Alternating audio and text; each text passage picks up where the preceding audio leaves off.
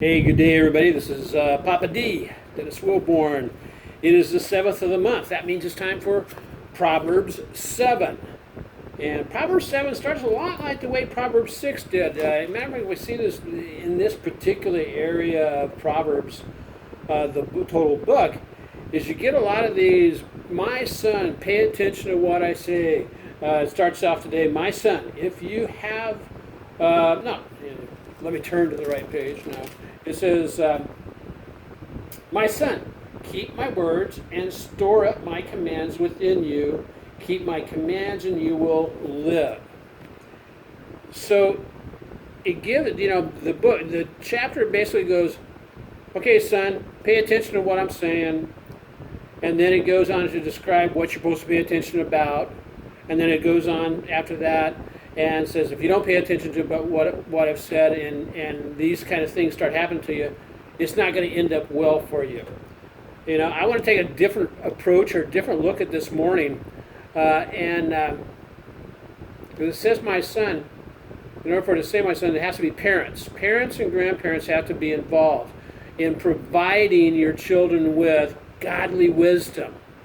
So in other words, if I'm going to provide godly wisdom, I got to be wise about God myself. And so, don't be a parent who just sits there and lets their kid decide what they're going to do, what they want to do, and with no godly guidance, no godly wisdom. It's up to you to pour into your kids, pour into your child, pour into your grandchildren. Be a good papa, be a good tutu, pour into your kids, the wisdom that God has poured into you. And so let him pour into you. And so the rest of the chapter today goes along to tells us that, he was sitting there watching, looking out this window, and he saw all these young men hanging around, but there was one young man who was particularly stupid, and he was getting seduced by a married woman who actually was dressed up like a prostitute. And it went on to say, basically, don't do that, because don't get messed up with that temptation. It's, temptation is seductive. It looks really, really like I want to do this so bad. But in reality, where does it lead to?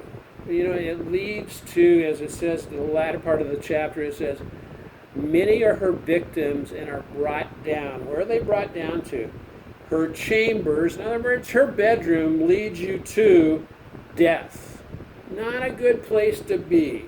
And so, like I said, the seduction of temptation, if you lack godly wisdom, will seize hold of you, put you in chains, and lock you up forever. So, I was also doing some other reading this morning, and I just sensed that there's somebody out there today who just needs some pickup, just needs basically to know God's on their side. And I ran across Isaiah 43:2, and it says, when you pass through the waters, I will be with you. That's God speaking directly. I will be with you. When you pass through the river, they will not sweep over you. When you walk through the fire, you will not be burned. And so some of you may be, that may describe your life right now. And God wants you to know He's with you. He's with you. So until the 8th, this is Papa D signing off saying, God bless. Aloha, everybody.